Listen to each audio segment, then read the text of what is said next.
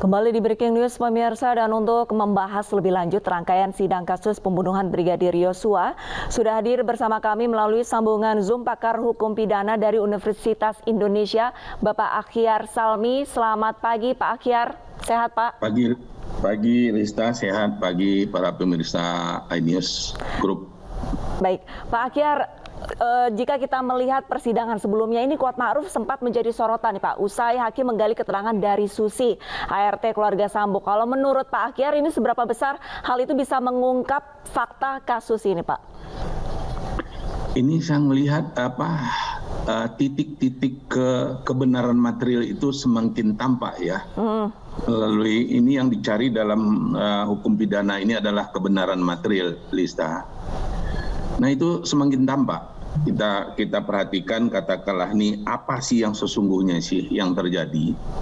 Ini kan persoalan yang utama, yang bukan utama sih. Ini katakanlah mengenai masalah motif ya, latar belakang.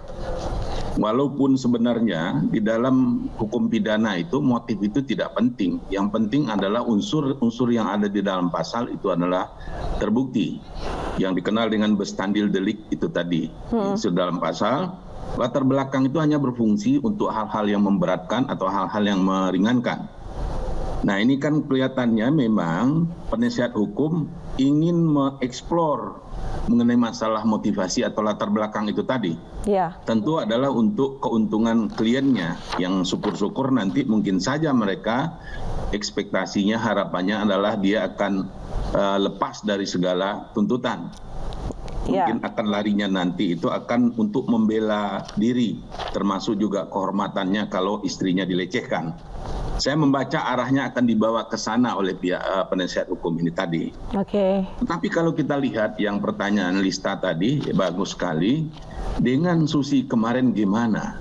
Yang selama ini kan kita dengar informasi bahwa almarhum Yosua ini kan yang menggendong ya ke dalam Ibu Putri. Ternyata dari keterangan Susi itu, kalau saya nggak salah ya, tolong dibenarkan nanti, itu kan nggak jadi dia mengangkat. Ya, karena dilarang. Dicegah, dilarang sebelum pengangkatan. Jadi satu pengangkatan itu nggak ada.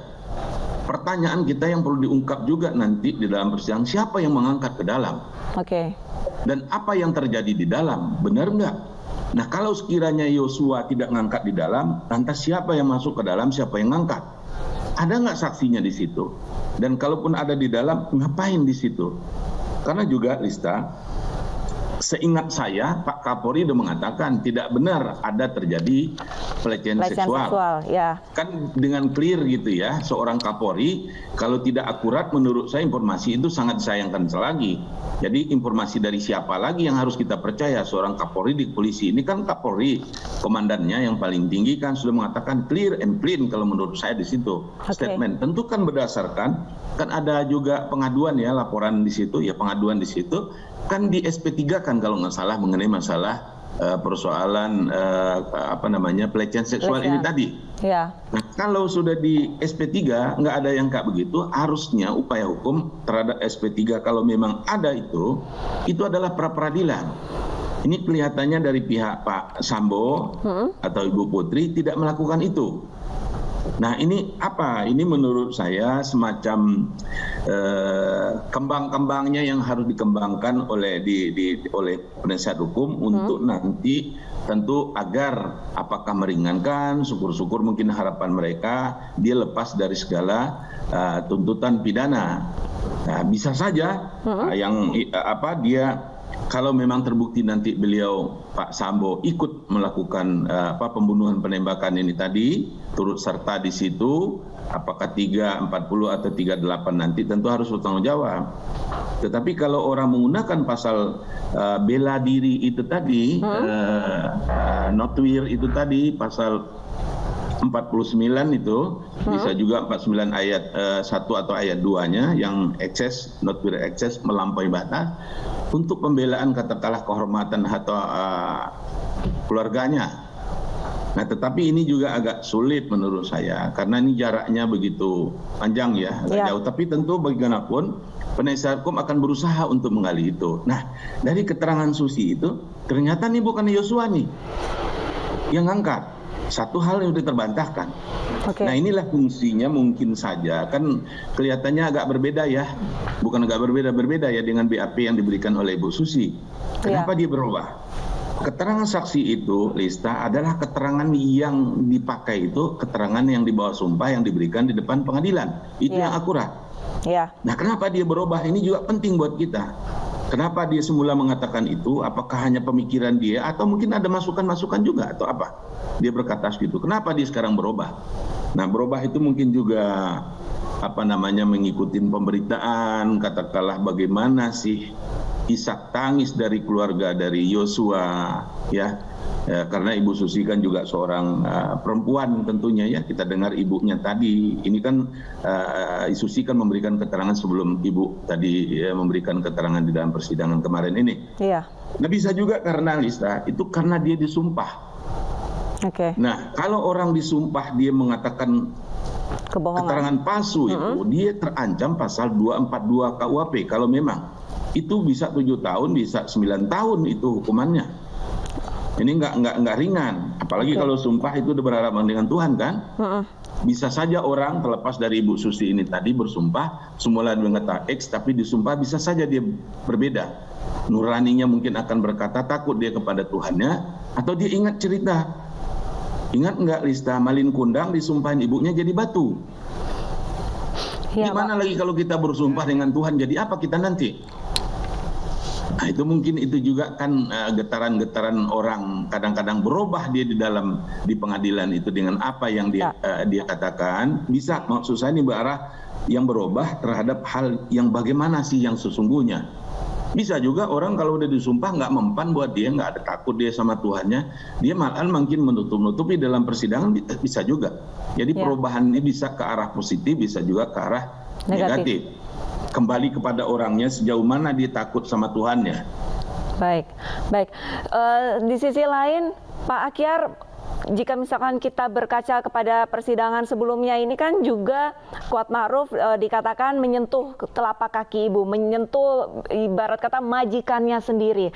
Lantas juga di beberapa pembacaan dakwaan Kuatma'ruf juga sempat disampaikan sudah menyiapkan senjata tajam, pisau di dalam tasnya ataupun sakunya. Kalau misalkan dari sudut pandang unsur hukum pidana, apakah Kuatma'ruf bisa diubah menjadi sebagai pelaku utama dalam pembunuhan Yosua, Pak Akyar? Itu tergantung ya. Katakanlah dia menyentuh, nggak tahu juga maksud sentuhannya ini apa. Dan juga siapa yang akhirnya membawa ke dalam kamar, kemudian apa yang terjadi di situ, mungkin sisi lain. Pelaku utama tentang mengenai masalah pembunuhan kan Kuat kan nggak nembak ya, kecuali dia menembak. Dia memang kan membawa senjata. Ini pertanyaan yang harus kita secara hukum kita ajukan pertanyaan itu. Apakah hari-harinya saudara Kuat ini sering membawa pisau? Kalau memang dia tadi membawa pisau, sering nggak? Kalau tidak, kenapa ini dia pisau bawa saat itu? Untuk apa? Ini kan bisa hal-hal yang arahnya ke negatif kan? Apa diakah mungkin katakanlah, tentu kan dia juga bukan bagian juru masak di sana ya, di rumahnya Pak pribadinya Pak Sambo ya.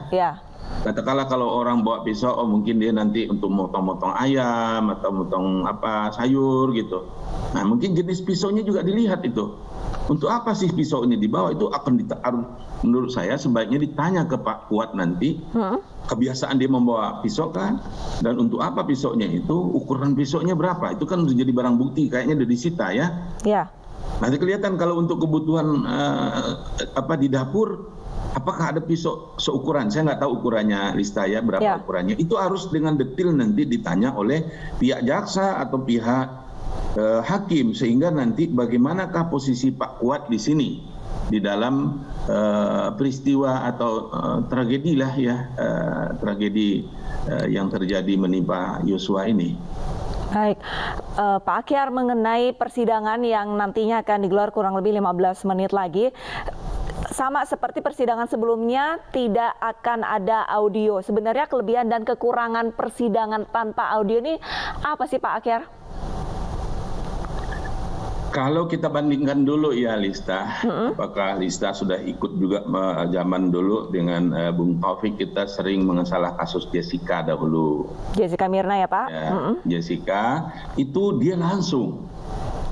Kemudian juga setelah kasus Jessica itu ada kasus yang menimpa Pak Ahok, juga langsung oleh masyarakat di Indonesia bisa didengar. Ya.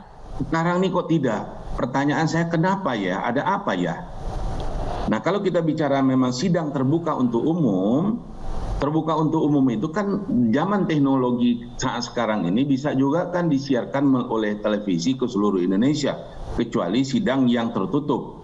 Ini menurut saya yang harus mempertanyakan ini adalah, ini kan masyarakat kan ingin informasi juga kan? Betul. Karena tidak semua masyarakat bisa mengerti dengan bahasa isyarat.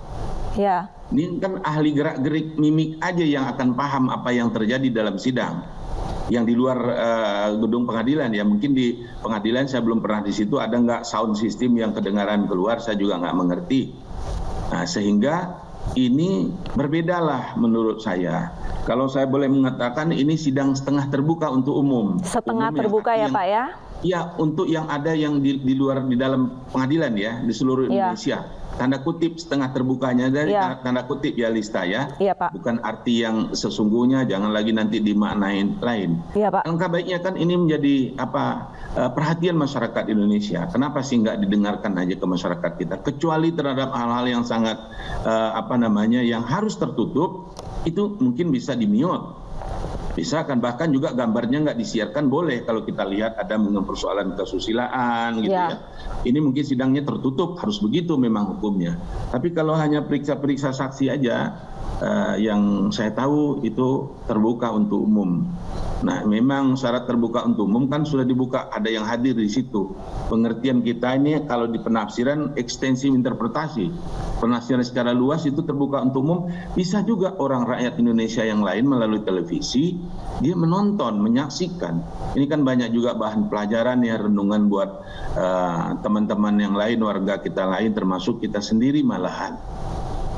Baik, itu Pak, yang tidak dapat dengan sistem yang terbuka tanda kutip setengah terbuka untuk umum tadi.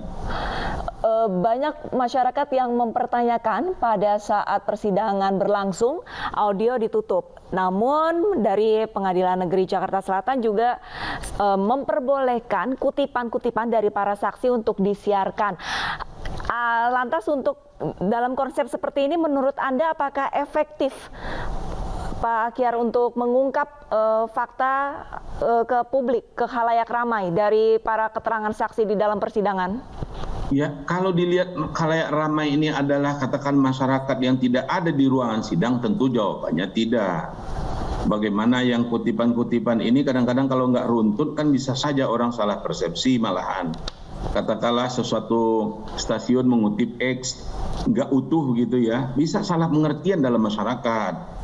Kalau dia berikan secara utuh kan bisa dia lihat bagaimana sih jalannya ini, bagaimana sih benar nggak kayak begituan. Itu kan pendidikan hukum juga terhadap masyarakat sebenarnya, karena nggak semua masyarakat kita berada di fakultas hukum kuliahnya. Baik. Pak Akhyar, tahan dulu bincang-bincang kita, dan pemirsa usai jeda Breaking News masih akan segera kembali, tetaplah bersama kami.